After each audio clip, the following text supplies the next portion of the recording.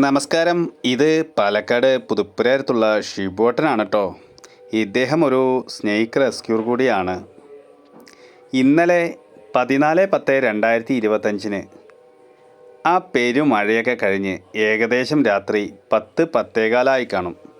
എന്നെ വിളിച്ച്, ശിവദാസ, ജൈനിമേട്ടിൽ ഒരു വീട്ടിൽ മൂർഖൻ. ഞാൻ പിന്നെ ഒന്നും ആലോചിച്ചില്ല, നേരെ ജൈനിമേട്ടിലോട്ട്.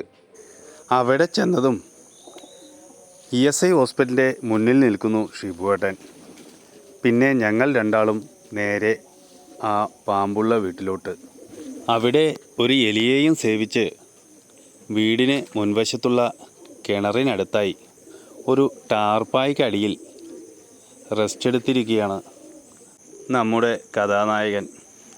ഇത് കണ്ടതും ഷിബുവേട്ടൻ വേഗം ബാഗെല്ലാം സെറ്റ് ചെയ്ത് നേരെ ആ ടാർപ്പായ അങ്ങ് മാറ്റി പാമ്പിനെ കയ്യിലെടുത്തു. എന്നിട്ട് അദ്ദേഹം ബാഗിലേക്ക് കയറ്റാൻ പരിശ്രമം തുടങ്ങി. എന്തു പരിശ്രമിച്ചിട്ടും ആശാൻ ബാഗിലോട്ട് കയറുന്നില്ല. ഞാൻ ടോർച്ചും അടിച്ച് പുറകുവശത്ത് നിൽപ്പുണ്ട്. ഇതെല്ലാം കണ്ട് ഷിബുവേട്ടൻ പരിശ്രമം തുടർന്നുകൊണ്ടേയിരുന്നു. ആശാൻ കയറാൻ കൂട്ടാക്കുന്നില്ല. പണ്ടാണേൽ ഷിബുവേട്ടൻ ഒരു ബോട്ടലിലോ ചാക്കിലോ ആക്കി സ്ഥലം വിട്ടേനെ. ഇപ്പോൾ ഗൈഡ് ലൈൻ പ്രകാരം മാത്രമേ പിടിക്കൂ എന്ന്. ഇത് അനാവശ്യ വാശിയല്ലേ എന്നൊരു തോന്നൽ എനിക്ക്. അതെന്തോ ആവട്ടെ.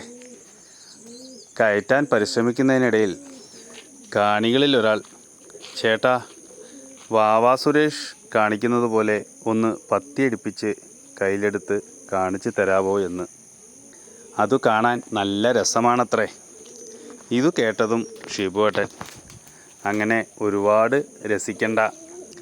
ഞാൻ കാരണം എനിക്കോ നിങ്ങൾക്കോ പാമ്പിനോ ഒരാപത്തും വരരുത് എന്ന നിർബന്ധ ബുദ്ധി ഉണ്ട് എനിക്ക് എന്ന് ഷിബുവേട്ടൻ. ഇത് ജീവനുള്ള ഒരു വസ്തുവല്ലേ ചേട്ടാ. ആന വാ പൊളിക്കുന്നത് കണ്ട് അണ്ണാൻ വാ പൊളിക്കണോ? എന്തെങ്കിലും ഒരു അപകടം സംഭവിച്ചാൽ പിന്നെ അത് തീരാ സങ്കടമായി മാറില്ലേ ചേട്ടോ?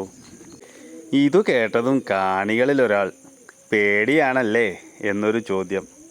ഷിബുവേട്ടൻ, അതേ, അതുകൊണ്ടാണല്ലോ ഞാൻ പുതുപ്പുരയടുത്തുനിന്ന് ഇതുവരെ ഇതിനെ പിടിക്കാൻ വന്നത്.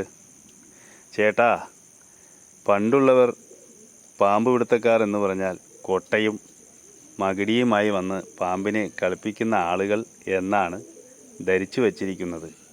ഇനി അത് മാറട്ടെ.